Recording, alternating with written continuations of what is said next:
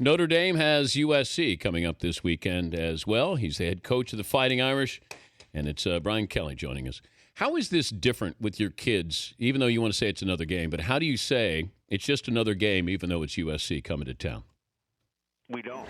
This is the one time during the year where we kind of say, look, this is our rivalry game, because each week we get hit with, this is, a rivalry game on the other end. So we just feel like this is our rivalry game against USC. And, we've got the trophy that we place in the locker room, and, we play the fight song, and it's a collegiate atmosphere, and we kind of like that.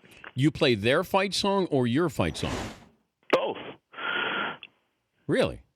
Yeah, jazz up a little bit during the, when we're stretching, we get the USC fight song, and we get the Notre Dame fight song, and, just get the passions going, and it's collegiate, and, let the guys really absorb the pageantry of the rivalry and the history of USC Notre Dame without overplaying it, but get them to really embrace it.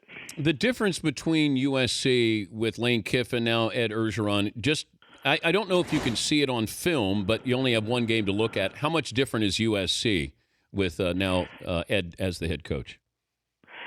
I think the head coach his personality always comes out a little bit in the team. Ed is a fiery guy. He's a defensive line coach, and I'm not trying to compare, but he's got a Brady Hoke presence to him. He's a tough blue collar, go get him kind of guy. Lane is obviously a different personality. So I think they eventually take on the personality of their coach and the guy that's leading them. But the players are the same, extremely skilled on both sides of the ball. And I think we know what we're going to get from USC regardless of who's leading them. You look at offense now, we certainly see this in the NFL, Brian, where everybody, you're scoring 30 and 40 points and quarterbacks are throwing it 40 times. Has college done that, or I'm trying to think what came first here, chicken or the egg? Do you see college, mirroring that, or maybe it's the NFL mirroring college football? Well, I think it's certainly the proliferation of talent on offense and the skill players spreading the field, sophistication of the passing game. Some of the things that are a little different, obviously, in college is that you can grab and pull and tug somebody. It's a 15-yard penalty down the field. In the NFL, it's a 45 or a 50-yard penalty. So I even think there's a little bit more freedom defensively, in the college game. But the game itself, the spread and the hurry up and the sophistication of the passing game puts a lot of pressure on defenses. He's Brian Kelly, Notre Dame head coach, got USC at home coming up this weekend, joining us, Dan Patrick Show. This whole selection committee that's going to help, with the process now that the BCS goes to the wayside here after this year, who would you want to be on that committee where you'd feel good about your future in their hands with a playoff? Well, it's a good question because I really haven't gotten much chance to get my arms around it. I think the intent was to get a combination of those that have been around the game, for a long time, but also those that have an inside knowledge of scheduling and the complexities of different schedules. So, again, from my perspective, I guess if you're living in a vacuum, what I want is somebody that understands strength of schedule, that understands at the end of the day the kind of schedule you play should have more to do with who gets into those playoffs than just simply a win-loss record. Do you have to be a former player, former coach, in your opinion? No, I don't think so. I think somebody has to invest the time, though. I think this is an investment of time more than anything else. You got to love the game. I don't think anybody can really go into this and invest the time if they don't really enjoy spending the time at it. I think it's like anything else, and I think the people that have been selected certainly must have a love for the game. That's what I said about Condoleezza Rice, who, if you look at her background, her dad was a coach. She does love football. They even considered her for the commissioner. I don't know how serious that was, but if you want to be on that committee, I mean, to me, that's the first hurdle. It's a thankless job. It's like selection committee for March Madness. All we do is complain about who didn't get in. We rarely say you guys did a great job.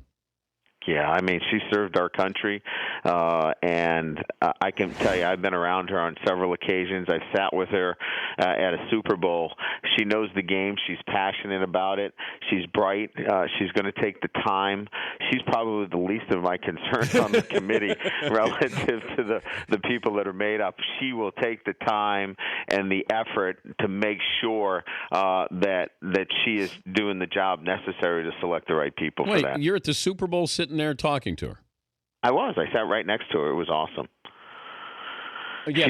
She's incredible. She's a Stanford grad, and she got her law degree from Notre Dame, and so I've gotten the opportunity to spend some time with her. Hopefully, she'll invite me to Augusta now that she's a member at Augusta. The uniforms with Notre Dame, we see this with some of these schools, certainly with Oregon and Baylor. And how important is it, recruits? If do kids care about what you're wearing and having different uniforms, different versions? Your thoughts on it? I think you got to be part of the group and the gang meaning, there's so many, attractive different options out there in terms of uniforms that I think you just got to be with the group out there. We're not going to change our uniforms like some schools each and every week. We're going to do it once a year. It's part of our Shamrock series. But I think it's part of the recruiting process. It's something that we can showcase. It's innovative, and it just shows that we're part of the group and that we're part of it, and we understand that it's appealing to 18-year-olds. It's not appealing to the 40-year-olds. They want to see the traditional uniforms, and I get that. But we do it once a year, and I do think it's important to attracting that 17, 18-year-olds. How good is your team? Do you know after 6 games? It's a lot better than it was earlier in the year. We really have needed the time to figure out who we are as a football team, offensively, defensively, emerging new leaders and new voices. It was a rough 6 weeks. We played a tough schedule, but we've come out of it, I think, as a better football team moving forward, and I'm really excited about the second half of the season for us. Good to visit with you. Have fun this weekend. Thank you, Brian. Thanks, Dan. Thanks for having me on. All right, Brian Kelly, Notre Dame head coach. The Dan Patrick Show, weekday mornings on Audience.